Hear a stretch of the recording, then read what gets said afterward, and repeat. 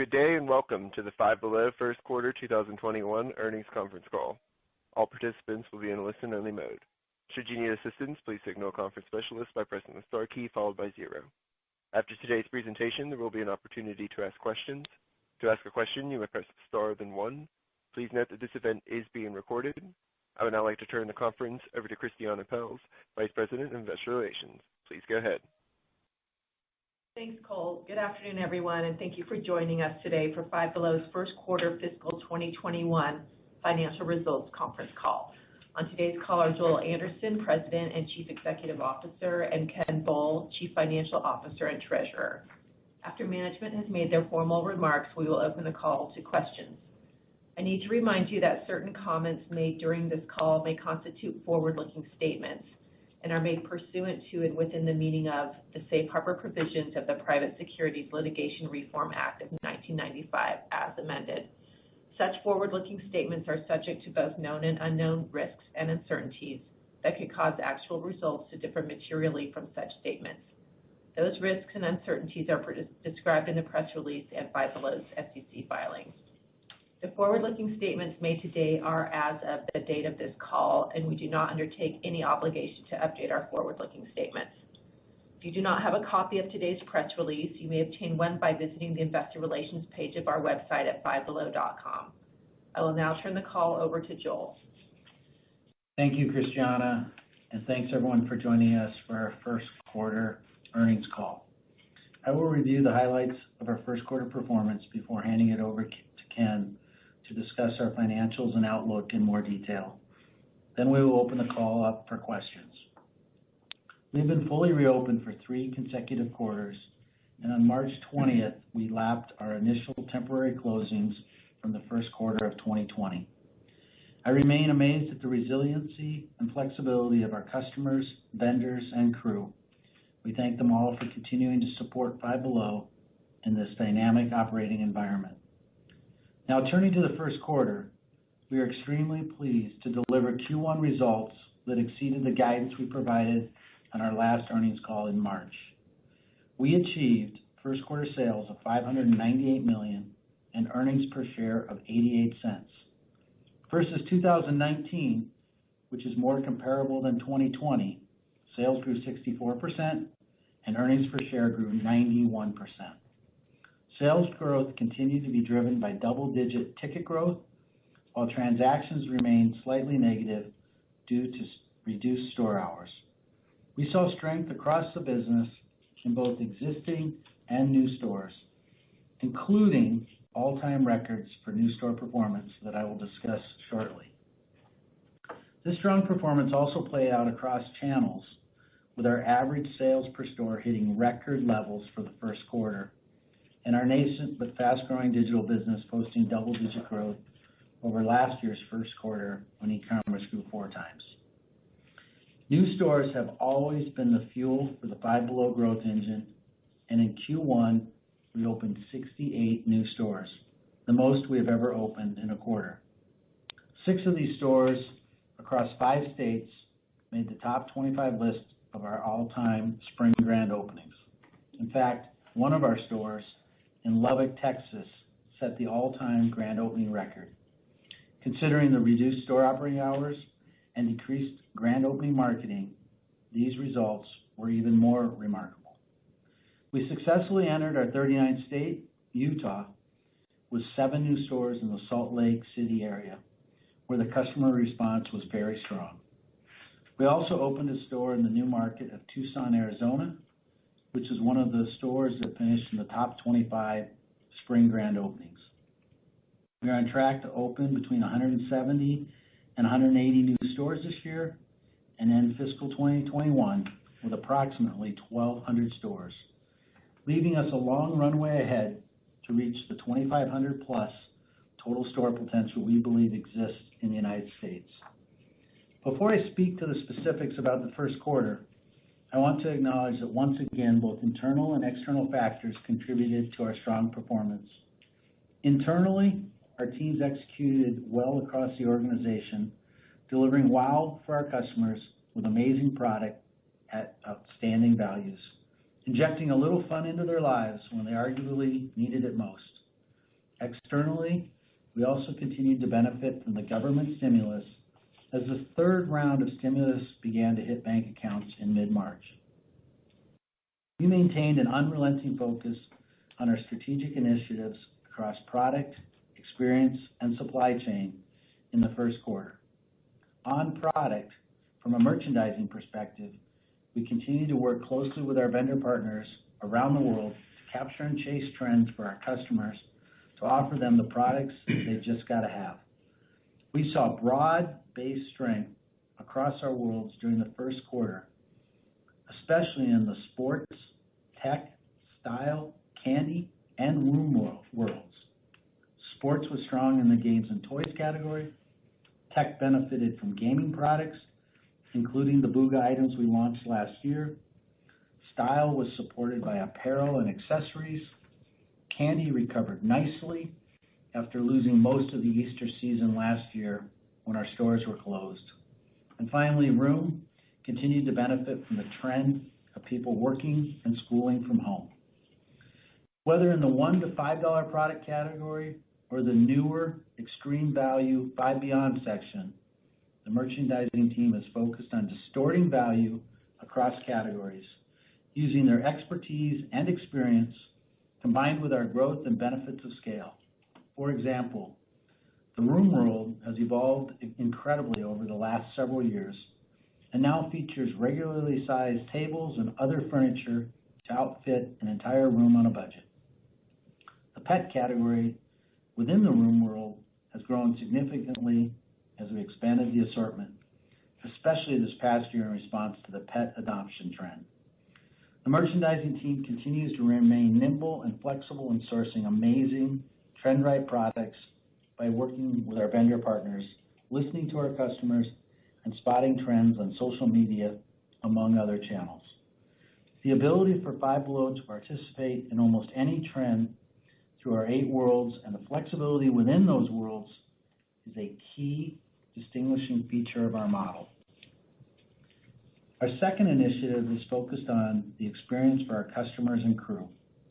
Experience includes both in-store and digital, and we constantly look for ways to enhance the experience through innovation. In-store, we have now successfully pivoted to our new prototype with Five Beyond merchandise included in the tech and room worlds in the back of the store. In addition to the 68 new stores, we remodeled about a dozen stores in Q1 into this prototype and now expect to finish 2021 with about 30% of our stores in the Five Beyond format. Additionally, Associate Assisted Self-Checkout, or ACO as we call it, is in most of these stores, and we are adding over 250 ACO stores to be in over 60% of the chain by the end of this year. ACO allows our crew to move from behind the register to the floor to assist our customers with their shopping and checkout process, which makes for a better and faster customer experience. Five Beyond and ACO are just 2 examples of how fast we are transforming the Five Below concept to make it an even better experience. For digital, which includes marketing as well as e-commerce, we focused on increasing our brand awareness through more targeted marketing, utilizing paid search and social platforms such as Instagram. Through digital channels, we are able to highlight our amazing value, hot new products, and inspire and delight our customers. Our approach is integrated with our store experience, visually appealing, bright, and engaging.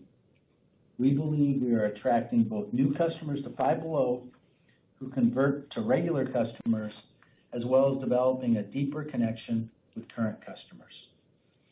Similarly, for e-commerce, we are growing the number of new customers while also increasing the percentage of repeat customers. In addition, we are continuing our test with Instacart, which is currently operational in a third of our chain. With respect to our third strategic initiative, supply chain, we made significant progress in preparing our next 2 distribution centers to open. We started inbound shipping to our Arizona DC or Ship Center as we refer to our DCs, a few weeks ago, and also broke ground on our Indianapolis Ship Center in mid-April. The Arizona Ship Center is expected to open later this summer and will include e-commerce fulfillment, which will improve our service to customers in the western states. These ship centers feature a new warehouse management system, which combined with our demand forecasting platform, will help optimize our inventory levels and allocations. Within our supply chain, consistent with other retailers, we are contending with the ongoing global challenges and rising costs resulting from the pandemic. Our teams are doing a great job navigating these tight supply conditions, whether it be by negotiating our annual contracts early or finding new carriers to help ship our product. In summary, we are very pleased with the results and the progress we made in the first quarter.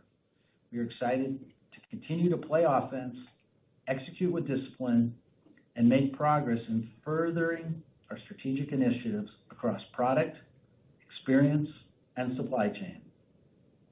We continue to be nimble and pivot quickly to capture trends, wowing our customers with extreme value products. We believe our product lineup for summer fun offers an awesome selection of outdoor products, including new beach toys and towels, as well as sandals and summer apparel.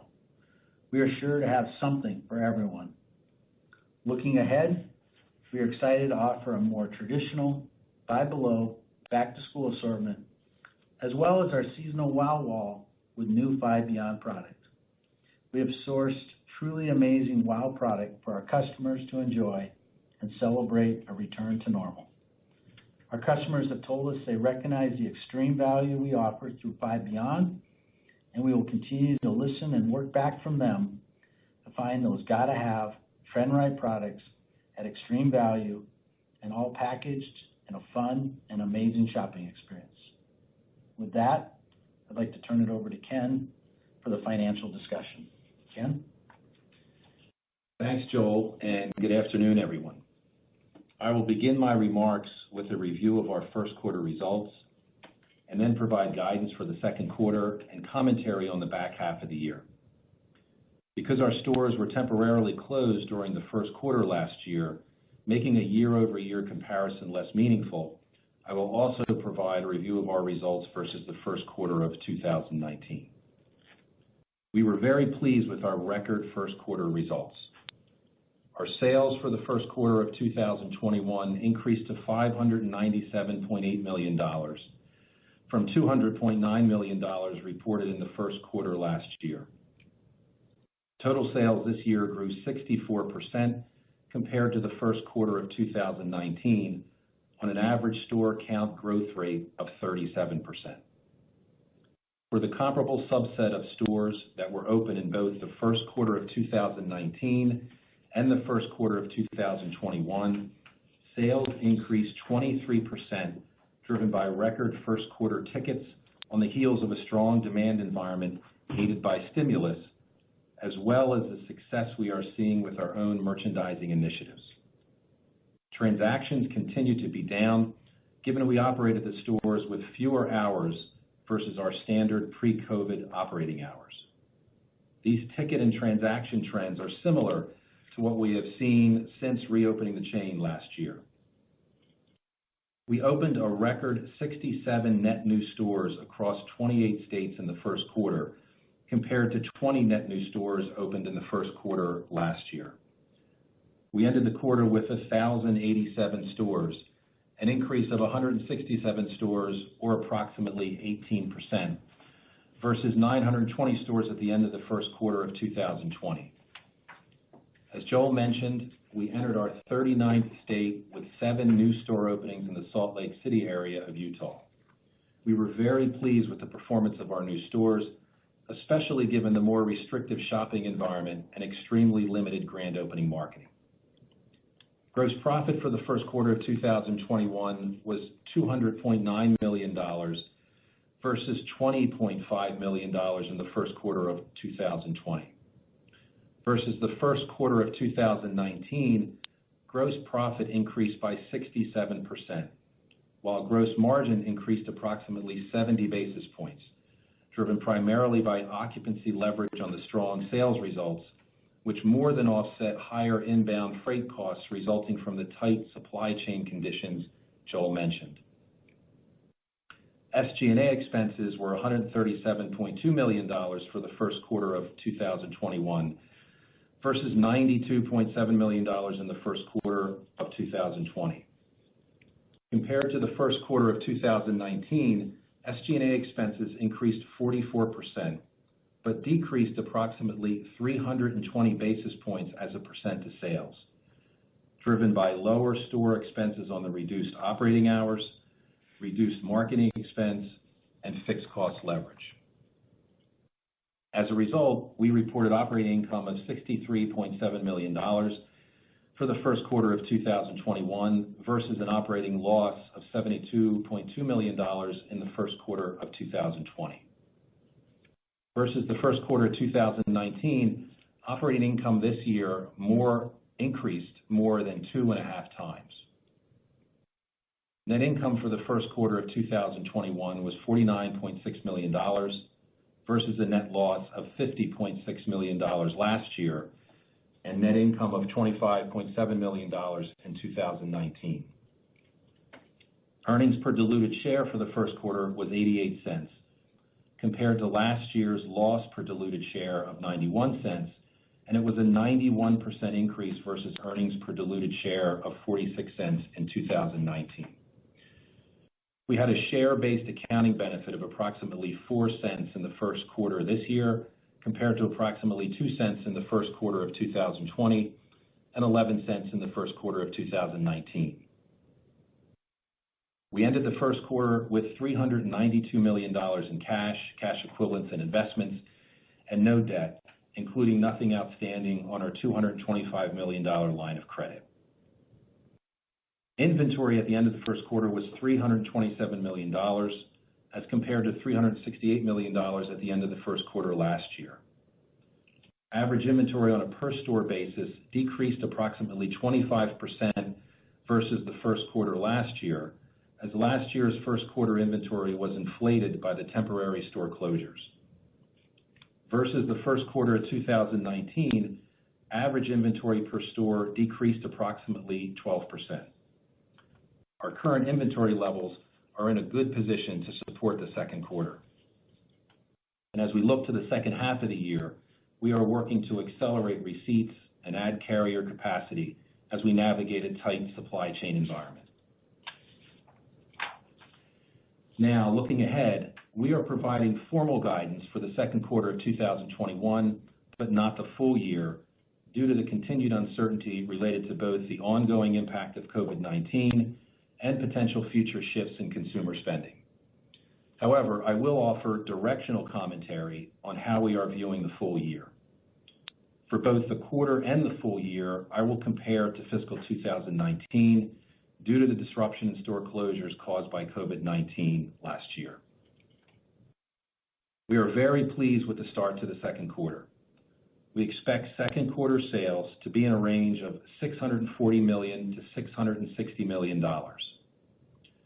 The midpoint of this range represents an increase of 56% versus sales for the second quarter of 2019 on an average store count growth rate of 36%, given we plan to open approximately 30 stores in the second quarter. We expect significant operating margin leverage versus the second quarter of 2019, driven primarily by SG&A expenses, including a shift in marketing spend into the second half of the year.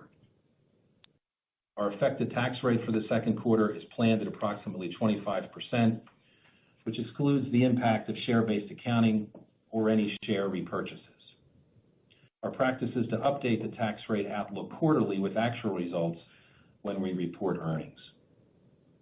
Net income for the second quarter of 2021 is expected to be in the range of $56.9 million to $63.7 million, with diluted EPS expected to be in the range of $1.01 to $1.13. This represents a growth rate at the midpoint of more than double the net income and EPS reported for the second quarter of 2019. We are on track to deliver a much stronger first half of fiscal 2021 than we had envisioned when we spoke with you back in March. As I mentioned earlier, due to the continued uncertainty related to both the ongoing impact of COVID-19 and potential future shifts in consumer spending, we are not able to provide full year guidance at this time. Back in March, I discussed a scenario for the year where a high teens compound annual sales growth rate from 2019 to 2021 would result in operating margins in line with 2019. Given our first quarter results and guidance for the second quarter, a higher 2-year sales CAGR in the low 20s range would result in operating leverage of approximately 30 basis points versus 2019, driven by SG&A leverage. With regards to non-operating results, our minority interest in Nerd Street Gamers is still expected to result in a net other expense of approximately $0.06. In addition, we are currently planning an effective tax rate for the back half of 2021 of approximately 25%. For the year, we expect to open 170 to 180 new stores, with approximately 100 new stores opening in the first half of the year, and we expect to complete approximately 30 remodels. We are planning to spend approximately $315 million in gross capital expenditures, excluding the impact of tenant allowances.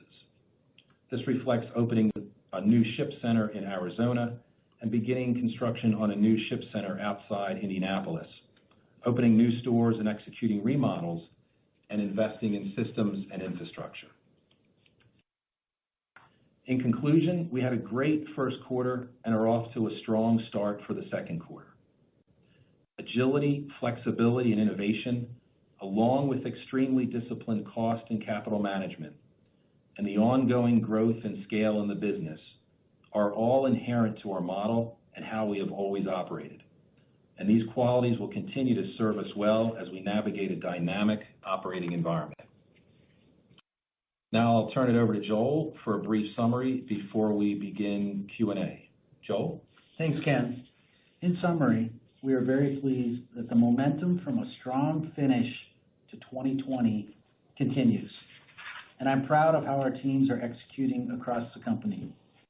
With the inherent flexibility of our 8 worlds, unique merchandising approach, and focus on innovation across product, experience, and supply chain, we believe we remain in a position of strength to continue growing Five Below and driving sustainable, long-term value for all stakeholders.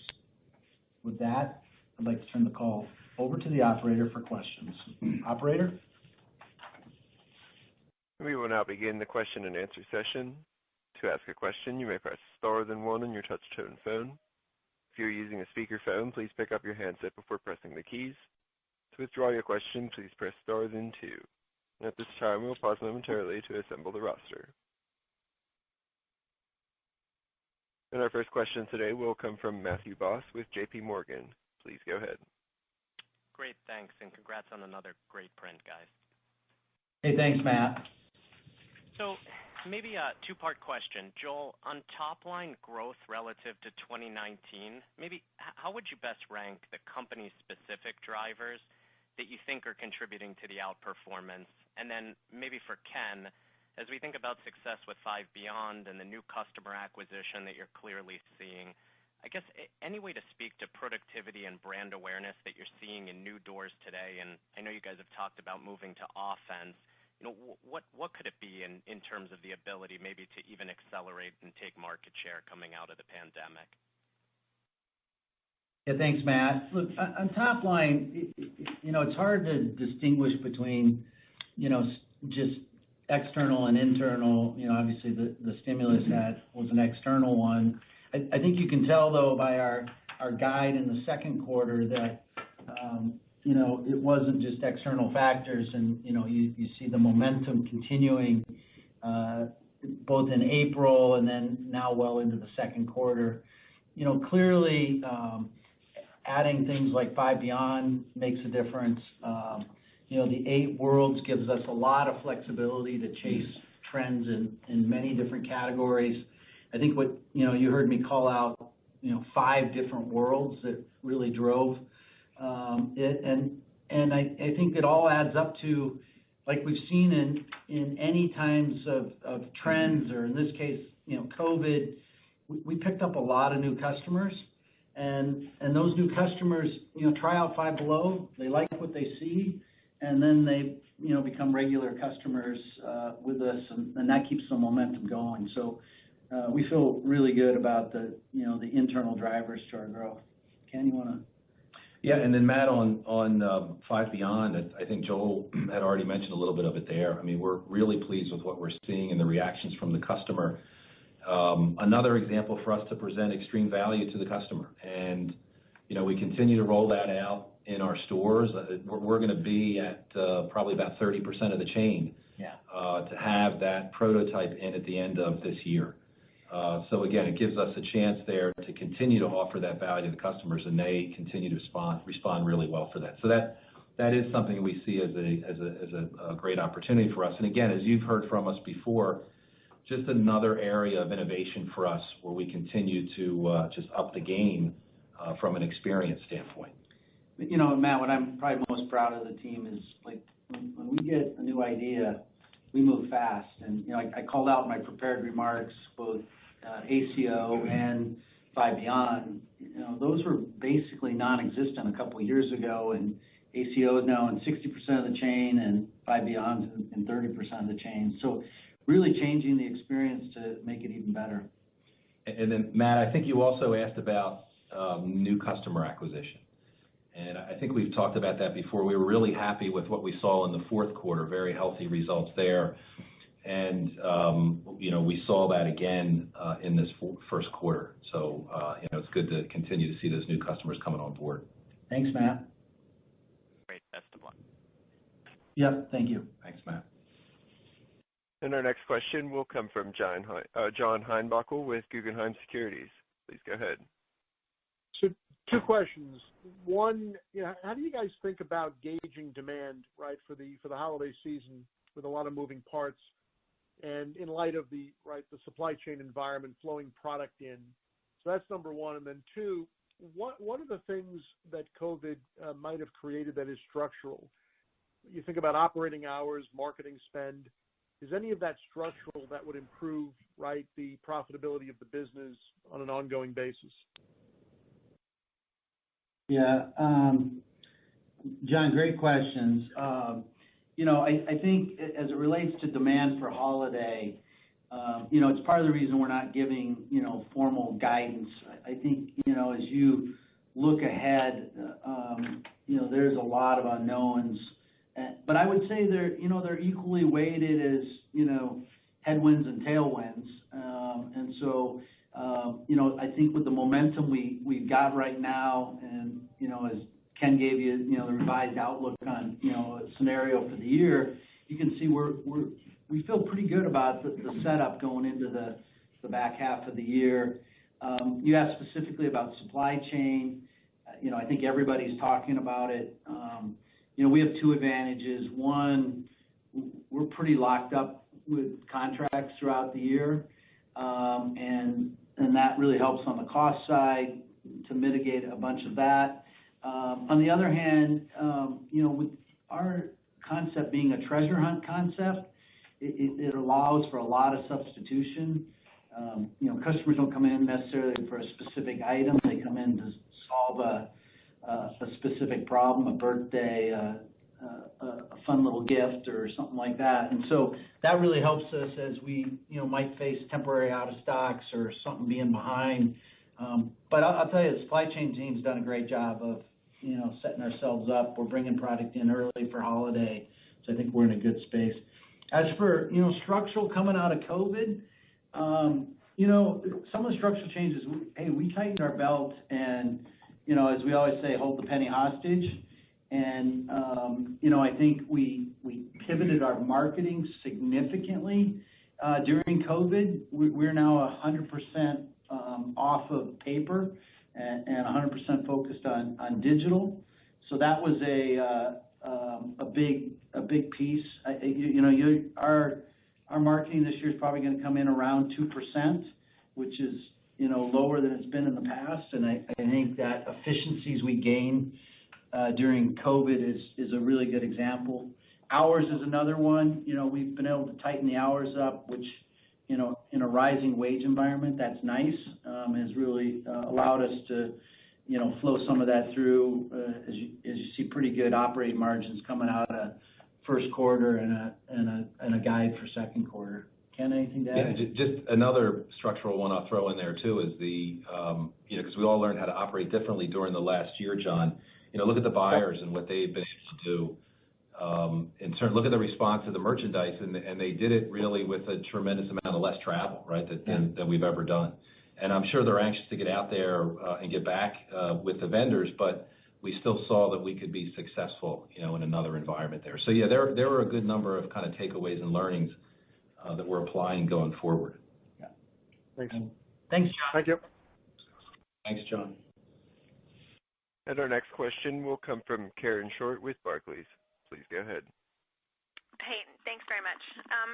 Wondering if you could just talk a little bit about maybe some pressures that people are concerned about. So I know you said you were in a good position on freight, but wondering if you could give a little color on where you're at in terms of freight on contract versus spot, and then how to think about actually 22 with respect to freight headwinds or maybe even tailwinds.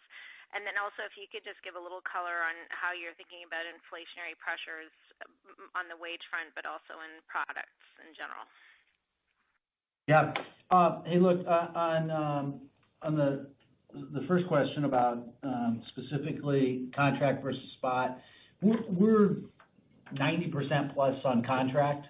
Spot would only come into play as sales go up and we're exceeding our number of containers. But the team did a great job. We locked up our contract rates back in actually in 20, and so that really helps mitigate a pretty tough environment for the spot rate right now.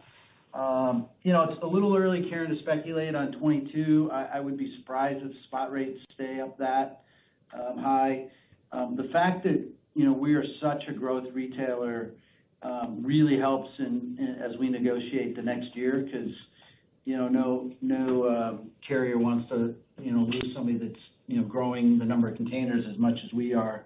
So that's really helpful, but it's too early to speculate exactly on the numbers. But I think we'll be fine there. I'm not too worried about it. As far as inflation goes, look, I think it's an advantage for a value retailer like us.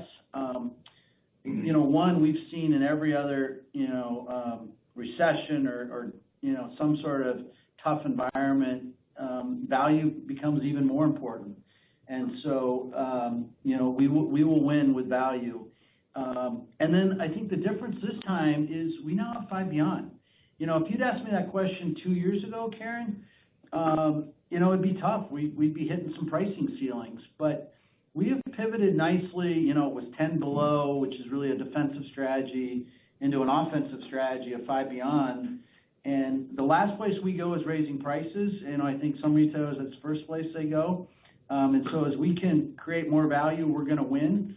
But we do have now the ability to, go above the $5 price point, which is really a nice way to overcome the pressures of inflation. Okay, and just on the wage front? All right. Specifically, you're saying, what are we seeing with wages? Well, I mean, obviously that's the number. What there's many concerns that investors have, but wage rates rising in terms of where you may be at on your wage scale. Yeah, no, look, we got a couple things going for us there.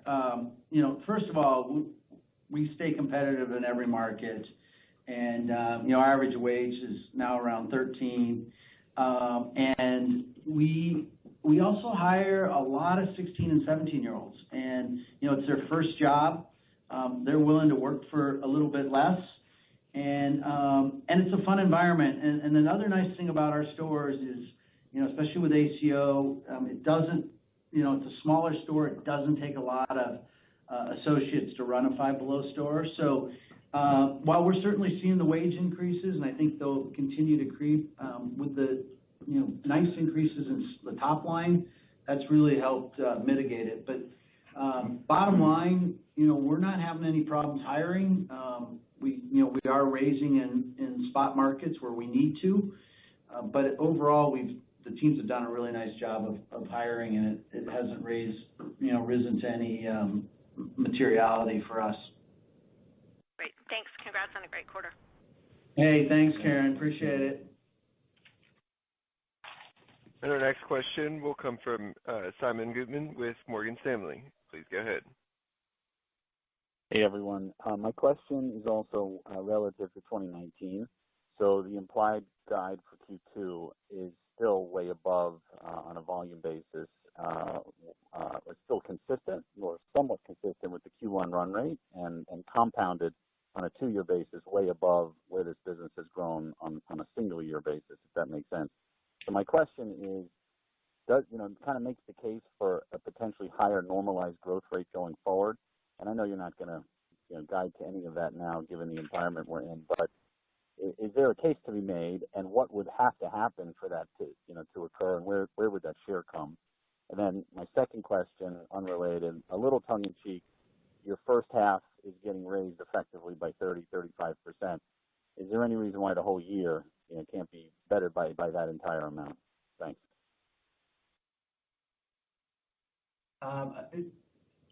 Simon, trying to pick up that second part, you're asking why couldn't the second half growth rate be as high as the first half growth rate? Is that what you're asking? I was looking at the consensus, which is in the low 4s, and you're effectively revising the first half by 30%. And can we think about it proportion? I know you're not guiding for the full year, but thinking about the second half as well, proportionate. Yeah, certainly the second half. I mean, the difference between the first half, you're just up against tougher compares. But clearly you can tell by Ken's comments that we have great momentum going into the second half that we feel really good about. And your first question is a tough one too. You're absolutely right. We're not going to guide to a higher normalized growth rate, and especially at this point when there's a lot of unknowns in front of us. But I think what's more important that everybody takes away is we're back to playing offense, and we're back to opening stores. The 21 program's almost done. You can see how broad-based the momentum is across the merchandising assortments. We're clearly starting to pick up market share. I mean, we've really become the only national kids retailer that's out there. And as long as we can continue to deliver extreme value, we're going to keep growing Five Beyond. And, Five Beyond is one that really helps us expand our reach. It moves us into the main gift destination. And it's just another way to deliver extreme value. Ken, anything to... Yeah, no, I think you mentioned it, Joel. And Simon, again, I mean, you can hear, and just knowing where we've come from, we feel really good about, where we finished last year, the first quarter, and then where we are today. In terms of sales and customers and brand and market share. Obviously, as I mentioned in my comments, there's just some uncertainty out there from a macro perspective that kind of prohibits us from providing explicit guidance. And then we do have some tough compares given the business that we had in Q3 and Q4 last year. So that's really, what we're looking at in terms of not providing guidance, but you can hear it from Joel and myself that really confident in terms of where the business has been and where it's going. Yeah, really happy with the momentum we've got going. Yeah. Good. Thanks, Simon. And our next question will come from Michael Lasser with UBS. Please go ahead. Good afternoon. Thanks a lot for taking my question. So you didn't give guidance, but you gave the parameters on how to think about the full year of a low 20s growth rate this year, and last year, which would get you to about 30 basis points of operating margin expansion versus 2019 getting you to a 12.1% operating margin. Why wouldn't it be higher than that? You've seen great leverage in the first part of the year. Why wouldn't the leverage be even greater than that? And conceptually, is 12.1% a level that you can grow off of next year? Yeah, look, Michael, it's a great question, right? And I think, I think given the uncertainties that we just haven't, have answers to yet, it's harder for us to, put a number higher than that on it without giving explicit guidance. We're obviously, trying to figure out the child tax care credits that are coming, understanding supply chain. But I think any way you slice it, you don't hear Ken and I, looking at the second half of the year being a down half of the year. And I think there's upside there that, we've set ourselves up, and we just got to go keep continuing the momentum. And, the broad-based strength of our merchandising category sets us up nicely. And we just need a little bit more time to, kind of understand the macro environments. Yeah, and Michael, I think the takeaway from that scenario that we provided was that, we see the road to a meaningful improvement in operating margins over 2019. I think that's the story there. And I know you asked about, go forwards, and obviously we're not in a position to talk about that now. But the one thing we can reference back to is what we've said historically, where we talk about comps. And, I think we've always said when we're in that 3% comp range, that gives us the ability to leverage. And I think that still holds true when we're in a non-investment period. So, I mean, you can kind of take that and use that go forward from this point. And just, can I clarify what, Joel, you said? You had previously indicated it would be difficult to comp in the back half of the year, given what you experienced last year. Are you now more confident that you'll be able to comp, recognizing there's a host of uncertainties out there, but based on the momentum in the business, are you more confident now? We're certainly, as we obviously get closer and closer to that half, we get more confident. I'm way more confident than I was, a quarter ago and more than it was a year ago. And look, we just got a lot more tools of offense to use than we had, 2 years ago. And, I think, you were asking about bottom line earlier. I mean, there's some, obviously, Karen asked about inflation or wage inflation, supply chain, and our job is to go mitigate those things like we always have. And, and then what's in our control is chasing trends. And Michael's team's always done a great job in that. And then I wish I had the crystal ball on, a potential shift in consumer spending. I don't have that, right? So I think the prudent thing for us to do is control what we can control. And that's just about delivering an amazing experience with great product at incredible value. But when you start looking at it, you and I could sit here on a piece of paper and we could put headwinds and tailwinds down, and they're going to measure out equally one way or the other. So there's a good sense of headwinds and there's a good sense of tailwinds. They balance each other out, and then our job is to go execute. But yeah, clearly, Matt, Michael, you can tell from us we're feeling much more confident about the year than where we were. Makes sense. Thank you so much, and good luck. And our next question will come from Chuck Grom with Gordon Haskett. Please go ahead. Hey, guys. Good quarter.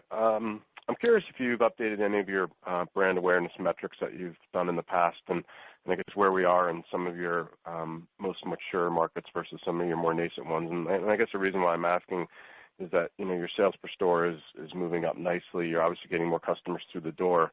But I'm curious kind of where some of the more mature markets are resting on that sales per store front versus some of the newer markets. Yeah. Look, I think the awareness metric I study the most, Chuck, that I'm probably most excited about is, I know you're asking about the more mature, but it's really the ones that are less mature. And, our 0 to 2 year stores, you don't have to go back too many years ago when that awareness stood in the, let's call it the high teens.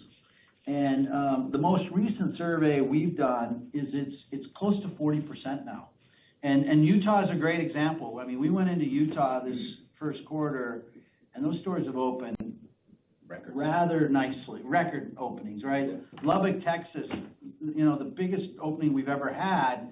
And there's no reason that we would have done that without a higher awareness. And by the way, we've done it without any marketing in our new stores this year, which was due to COVID. So we've been really studying the less mature stores more than the more mature stores, because that's the part of the needle we needed to move faster to, and you're seeing it in new store productivities, which are hard, that you can't measure right now, but that's helped nicely in really improving the productivity of the model.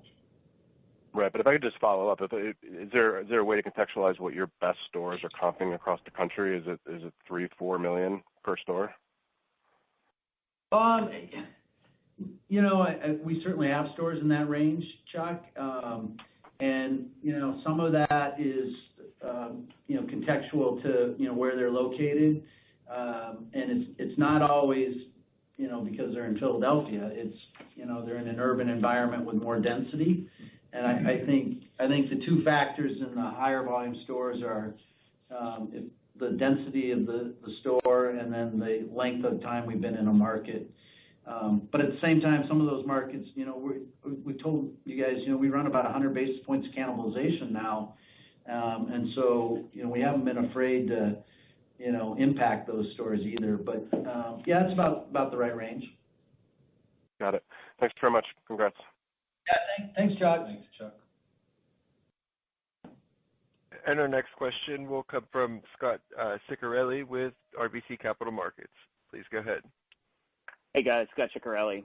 So I have a bigger picture question. You guys mentioned some of the merchandise assortments, for room. You mentioned full-size tables, an expanded pet offering. I know there are only two examples, but I guess I'm wondering if that starts to move you a little bit away from your traditional focus on teens and preteens, because you're finding higher value items outside that historical theme. Yeah, no, I think it's a fair question to ask, but the answer is no. I mean, I think, there's a reason we call it, room and not home.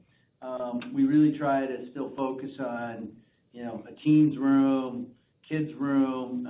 Certainly, John Heimbach was asking earlier about structural changes. I mean, kids being at home more, they want more in their room. And pet is a family thing. The pet adoption trend last year was huge. And so, I think both of those, still stay true to it. Could you find examples where you're like, how does that tie into a teen? Probably yes, but I don't think it's our intent to move away from that. What is our intent, though, is to still deliver extreme value.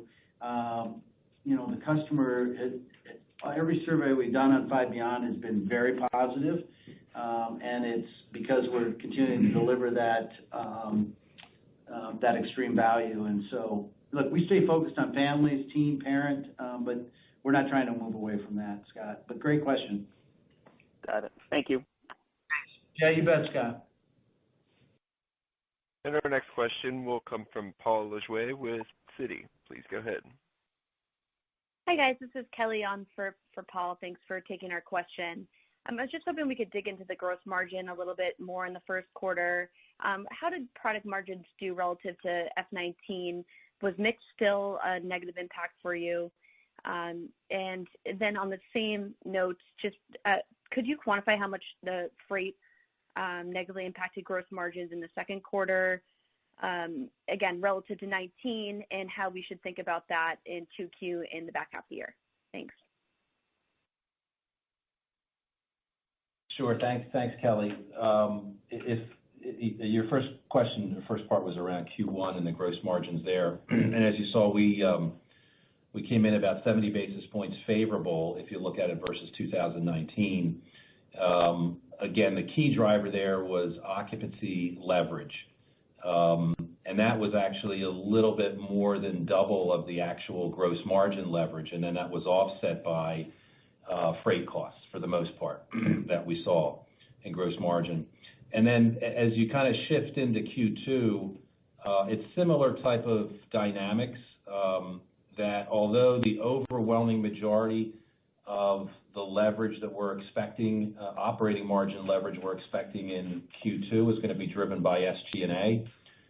There are going to be similar dynamics in the gross margin for Q2, where we expect to see occupancy leverage on the sales outperformance, but again, offset for the most part by higher incremental freight costs. Yeah, I think, look, some people are calling out hundreds of basis points. For us, it's in the tens. And that's, the advantage of growing as fast as we are. The other side of it is, we've been making investment for a number of years on our distribution network, and we're starting to get leverage there. And so that's a good guy that goes the other direction, and that's why, when they net it all together, you're still seeing leverage come out of gross margin despite this, rising environment around supply chain. And then, as I answered in somebody else's question earlier, we've contractually locked up a large percentage of our freight. So, that's why it's tens of basis points, not hundreds for us. And, we don't expect it to deteriorate any further than that. Thanks, got it. Kelly. Thank you. Yeah, you bet. Yeah. And our next question will come from David Bellinger with Wolfe Research. Please go ahead. Hey, Joel, quarter. Appreciate you going into detail about the different worlds and the higher number of those you called out for Q1. But on the categories that underperformed over the past year or so, such as party or candy, are you seeing those come back to call it normalized levels, or do they still have room to go? And also, just give us an update on the space allocated to categories like apparel or even something like pool. Are those flexing and getting more attention in store than just a few months ago? Thank you. Yeah, look, it is. Honestly, I called out the top performing worlds, but, if I was to take you through all 8, there's only one world that is still underperforming. And, when I tell you what it is, you're not going to be too surprised. It's party. And, you can imagine, where COVID's been and the lack of parties and all that. And, so I think that's one world that, certainly has a lot of upside as America's reopening here. Candy was, it was up against nothing last year with Easter being closed. So that was, obviously really coming around nicely. But, other than party, we're really pleased. And, Michael's team does a good job. If you go in our stores today, our party section's been contracted pretty tight. And that's to give room for some of these other departments that have really taken off. And when that starts to come back, we'll flex it back up. But like I said, this is pretty broad-based, growth for all our worlds. Yeah. Yeah. And David, too, that your question about, flexing the store, I think that's one of the advantages of the model, the 8 worlds in a 9,000 square foot store, that we can flex it based on the customer's preferences and response. And it actually, it gives us an advantage from an assortment standpoint to put that product in front of the customer and really show it out there, whether it's a trend or whether it's just certain departments that we want to highlight. Thanks, David. And our next question will come from Jeremy Hamblin with Craig-Hallum Capital Group. Please go ahead. Thanks. I'll add my congratulations. I want to come back to the performance in Q1 versus 2019 levels. So, the 23% growth versus 2019, what's the composition of that, ticket versus transaction? And then kind of as we move here into Q2, I think the implied guidance suggests that, basically you're comping similar levels versus 2019, kind of that 20% plus versus 2019, despite the fact we don't have, any stimulus juice here in Q2. Why do you think the relative performance has maybe not only sustained, but probably you could argue is maybe even better than in Q1? Yeah, look, I'll take the second half of that, and then Ken, you want to comment? Jeremy, I tell you, I give a lot of credit to the merchants, and we've got several trends out there right now. You can tell in just even the last question I was going back and forth with David on. They've done a great job of really bringing it in. We've been flexing the store. That treasure hunt makes for a great environment for customers to pick up a variety of different things, and it's a good economy out there right now. So all those combined is I'm glad you picked up on it, Jeremy, but that's why you're not seeing the deceleration coming into the second quarter here. There's a lot of momentum, and then you want to just pick up the first part. Yeah, Jeremy, you called out the growth rate that we spoke to, which was that comparable set of stores that were open in both the first quarter of 2019 and this past first quarter, the 23% growth rate. If you dig into that, we saw transactions down single digits, and then obviously the opposite of that was the tickets, right, to get you to a 23%.